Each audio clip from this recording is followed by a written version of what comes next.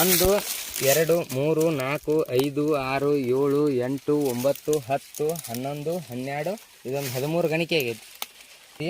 ಕುಳಿ ಕಬ್ಬ 4ರಿಂದ 4.5 ತಿಂಗಳ ಕಬ್ಬ ಈ ರೀತಿ ರಿಸಲ್ಟ್ ಬಂದೈತಿ. ಅಗ್ರಿ ಹಿಮಿಕೈ 82 ನ್ಯಾನೋಟೆಕ್ ಸರ್. ಅದರಿ ನಿಮ್ಗೆ ಖರ್ಚು ಎಷ್ಟಾಗೈತಿ? ಖರ್ಚು 7,500 ಆಗೈತ್ರಿ. 7,500 ಆಗೈತ್ರಿ.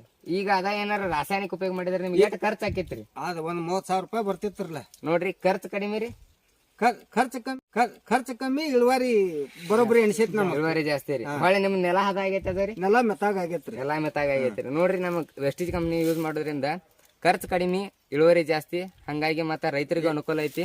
ಅದೇ ನೀವು ರೈತರಿಗೆ ಏನ್ ಹೇಳಕ್ ಇಷ್ಟಪಡ್ತೀರಿ? ರೈತರಿಗೆ ನಾ ಮಾಡಿನಪ್ಪ, ನನ್ನಂಗ ನೀವು ಮಾಡಾಕ್ ಹತ್ರಿ, ಚಲೋ ಆಕತಿ ಅಂತ ಹೇಳ್ತಾನ. ಹಾ, ನೋಡ್ರಿ, ರೈತರೇ ಈ ಮಾತು ಹೇಳ್ತಾರು. ನೋಡ್ರಿ, ಎಲ್ಲಾರು ವೆಸ್ಟೀಜ್ ಕಂಪ್ನಿ ಯೂಸ್ ಮಾಡ್ಕೋರಿ. ಕಡಿಮೆ ಖರ್ಚೊಳಗೆ ಜಾಸ್ತಿ ಲಾಭ ಇರ್ತೈತಿ. ಹೌದ್ರಿ, ಪ್ರತಿಯೊಬ್ಬ ರೈತನು ಉದ್ಧಾರ ಆಗ್ಬೇಕು. ಹೌದ್ರಿ.